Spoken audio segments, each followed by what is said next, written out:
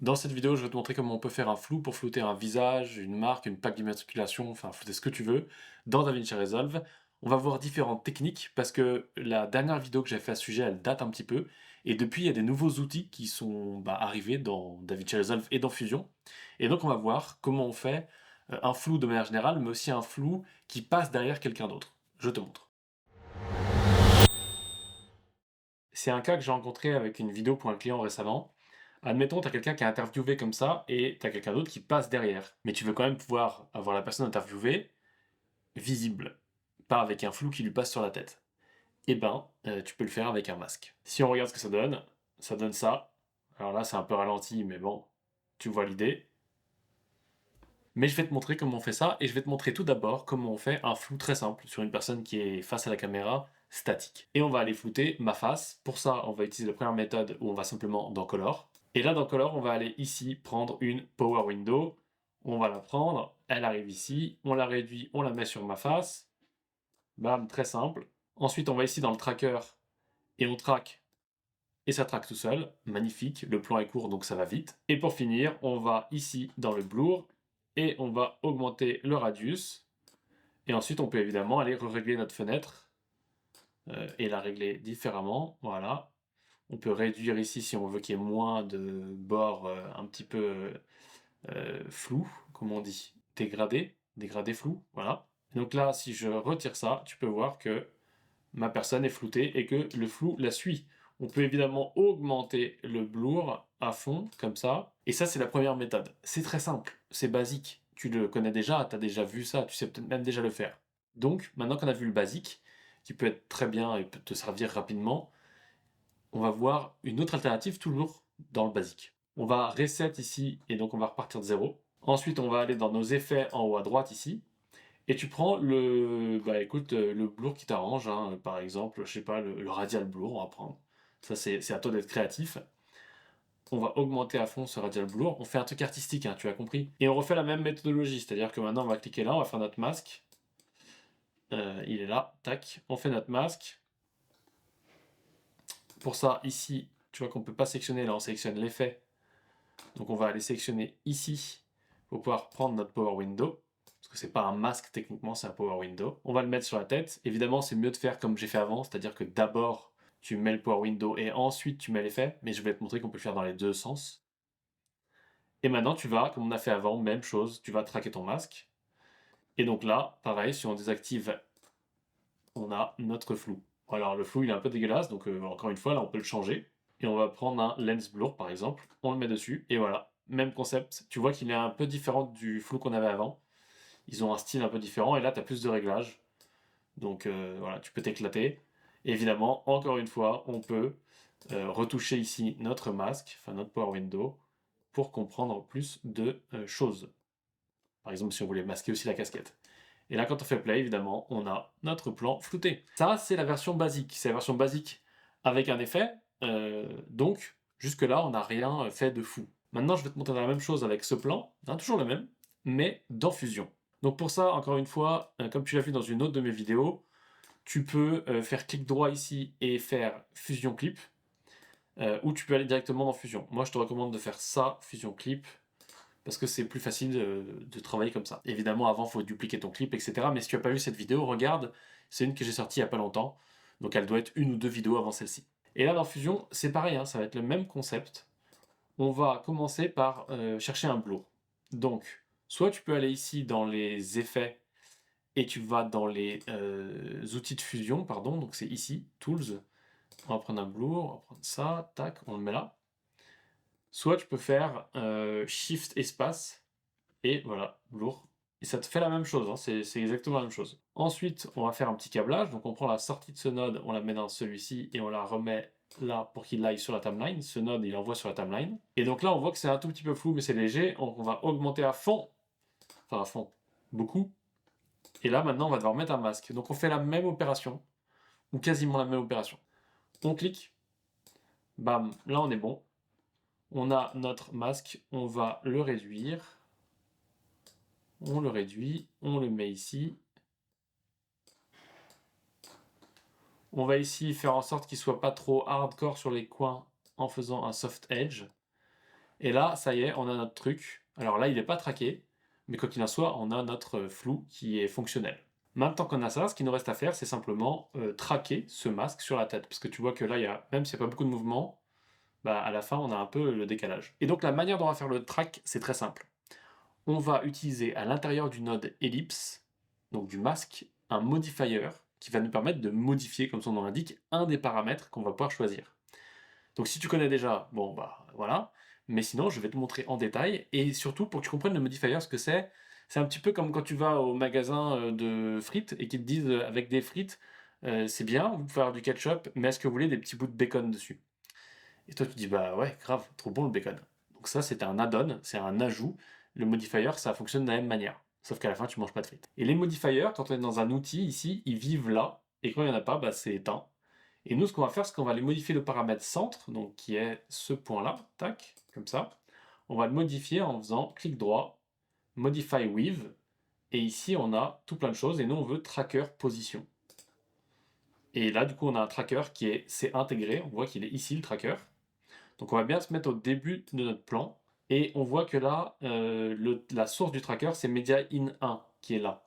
Donc jusque là, voilà, il n'y a plus qu'à traquer. Et pour traquer, il faut positionner ici sur un point de contraste. Donc on va utiliser les petits points sur mes lunettes. Et on va aller vers l'avant, ici traquer vers l'avant. On est parti. Très simple, c'est traqué, bravo. Le problème ici, c'est que le tracker, il est déplacé, tu vois. Parce que il a traqué la position à l'endroit où on a mis notre petit point de tracker. Et donc nous, ce qu'on va faire, c'est qu'on va simplement déplacer le centre, en fait. Là, tac, comme ça, comme ça. Et tu vois que le track, il est toujours fonctionnel. Et donc tout marche très bien. Alors je vais enlever, voilà, je vais pas cliquer dessus comme ça tu vois mieux. Et donc on a fait notre flou, cette fois-ci dans Fusion. Pourquoi tu voudrais le faire dans Fusion? Je ne sais pas, mais maintenant tu sais que c'est possible dans Color et dans Fusion. Avec la même méthodologie, juste ça change un peu. Et comme on l'a fait dans Fusion maintenant, ça nous montre comment on peut faire ça au next level en passant derrière quelqu'un. Et donc ce que je vais faire ici, c'est que je vais d'abord te montrer la composition que j'ai déjà faite pour que tu comprennes la théorie. Et après on le refera ensemble, tu seras libre de rester ou de ne pas rester. Et qu'est-ce qu'on a? On a ici notre media in, ici le blur qu'on a fait donc, avec l'ellipse, hein, standard. Sauf que cette fois-ci elle n'est pas traquée, tu vois, j'ai fait des points comme c'est assez simple. Et ici on a un masque. Et on a un masque qui est très lourd à générer, c'est le Magic Mask, qui est aussi d'ailleurs possible d'utiliser sur la page Color. Mais ce Magic Mask ici, je l'ai enregistré sur mon disque dur d'une certaine manière pour que ça aille plus vite dans les rendus et dans la prévisualisation. Et ensuite, on a un merge avec cette image qui arrive par-dessus et celle-ci qui arrive en dessous. Donc c'est rien de très compliqué et je vais te montrer comment on fait ça. On va aller ici, on va là, on va faire un Fusion Clip, tac, Fusion Clip, on va dans Fusion. Et donc là, la première chose qu'on va faire, c'est notre masque. Donc on va faire Shift espace Magic, masque, hop. Ici, on va venir sélectionner Better pour vraiment avoir une bonne définition de notre masque. Et ensuite, on peut aller dans Matte ici, on peut faire des réglages, etc. Nous, on va faire la version très simple, c'est-à-dire qu'on va aller détourer, en fait, de façon magique, hein, le personnage qu'on veut garder. Pour ça, on va se mettre au début, ce sera quand même vachement plus pratique, et on va tracer comme ça, en faisant bien attention de passer vers les bords, hein, pour qu'ils soient bien pris en compte. Et là où on a des changements un peu d'ombre ou autre, voilà, tac, tac, tac, tac, tac. Voilà. Et donc là, en théorie, ça devrait pas être trop mal. Il nous donne un aperçu et c'est pas trop mal.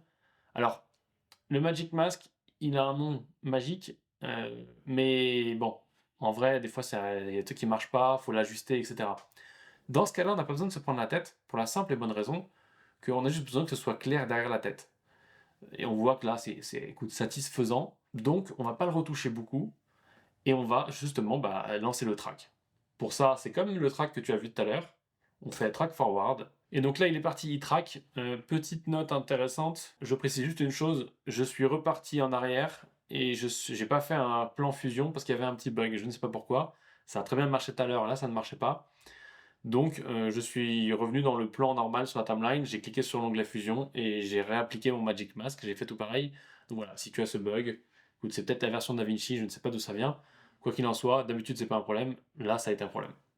Mon track est en train d'avancer, on se voit quand c'est fini. Maintenant que le masque est terminé de calculer, tu peux voir, il est là, tout a bien fonctionné. Ah, peut-être pas au début, tiens. Ah oui, j'ai oublié de faire le début. Bon bah tu te mets là et tu reviens en arrière. Tac. Et là il va traquer les images restantes. Et donc on va aller ici, faire un clic droit. On va aller dans Cache to Disk. Peut-être si tu mets pas DaVinci en anglais, ça s'appelle autrement. Et tu devrais changer parce qu'en anglais c'est plus pratique. Et ensuite, ici, tu vas sélectionner où est-ce que tu veux qu'il soit enregistré. Et en fait, ce qu'il va faire, c'est qu'il va faire un rendu de ce cache. Nous, évidemment, on va lock le cache parce qu'on sait que cette partie-là, elle est faite. On va pas y revenir, comme c'est un effet assez simple. Et on va cliquer sur Pré-render. Et donc là, c'est le bon moment pour te choper un petit thé, un petit maté. Et c'est vide, donc je vais y aller. Et quand je vais revenir, ce sera fait. Le rendu est terminé. Si je zoome, tu peux voir ici qu'on a un petit disque qui indique que bah, ça a été mis en cache.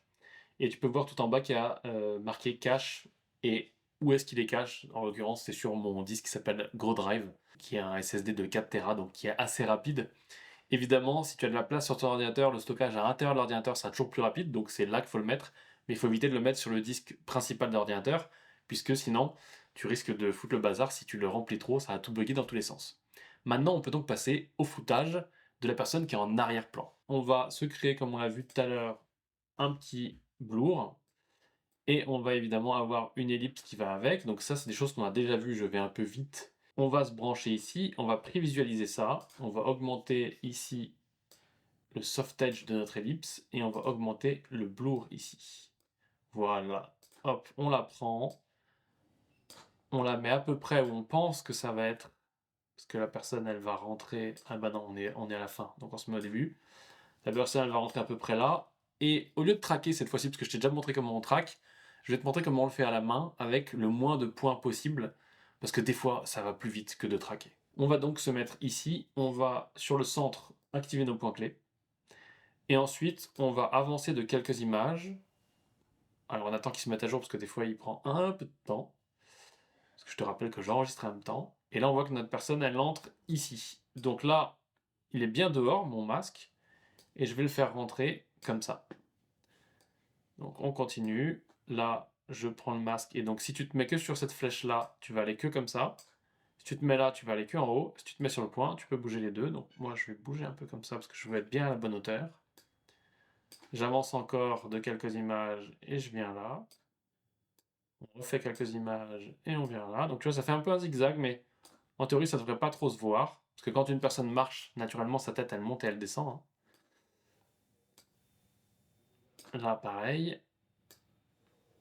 Là, on va passer derrière, donc on va faire un point ici. Alors là, tu vois qu'on passe par-dessus ma tête, mais ça va être réglé après, hein. Hop. Et le dernier point, il va être à peu près par là. Voilà. Et on va faire un point évidemment pour que... Ah bah non, on n'est pas du tout au bout en fait. On va faire un point évidemment pour que quand la personne sort, le masque sorte aussi, parce que ça, c'est des trucs, sinon c'est un peu une erreur de débutant. Donc voilà, maintenant on va regarder si on est bon. On se remet en fit. Et on va regarder. Ok, donc là notre truc il avance. Là il y a la personne. On va avoir peut-être un petit à-coup ici, mais ça va. Ça suit pas trop mal. Donc après, ce sera pas parfait, hein, mais l'idée c'est de voir si ça rend pas trop mal. Là, il se barre. Ok, donc là, je sais que j'ai un bug, parce que je vois ici, tu vois que mes... Ouais, mais... Bref, il y a un problème. Je vais te montrer ce problème. Quand je vais dans mes splines ici, et que je vais dans l'ellipse, tu vois qu'elle me fait des sautillements là. Ça, c'est parce que j'ai réglé quelque chose pour avoir automatiquement mes courbes qui s'adoucissent avec des courbes comme ça, et que ce ne soient pas des courbes droites. Toi, tu n'auras pas ce réglage-là en théorie parce que c'est pas par défaut. Mais moi, je vais revenir et je vais sélectionner et je vais faire comme ça et j'aurai plus de problème. Tu vas voir que le suivi maintenant, il va se faire avec moins de soucis. Et donc, voilà. Alors maintenant, on a une problématique, c'est que on peut voir quand on est ici que le masque il passe sur ma tête. Mais si tu as un petit peu suivi, tu sais qu'on va déconnecter ça. On va le mettre là-dessus, ça va créer un merge. Et quand on va faire le merge, tu vois que maintenant il est derrière. Donc maintenant, si on regarde en faisant comme ça, alors le Magic Mask il est lourd, hein, mais on voit qu'on a bien notre tracking sur la personne derrière, qui passe derrière et qui ne nous gêne pas en gros pour l'interview. Tu peux même faire des zooms, tu peux faire ce que tu veux sur ton image d'origine, il n'y a pas de problème. Donc voilà pour ce qui est des flous. Maintenant, je te laisse à regarder cette vidéo si tu veux en apprendre plus sur Fusion, notamment la différence entre mettre un plan dans Fusion avec le Fusion Clip et ou juste faire un clic sur Fusion et être dans Fusion et modifier ton plan directement. et aussi cette vidéo si tu veux apprendre à faire des templates sur Fusion.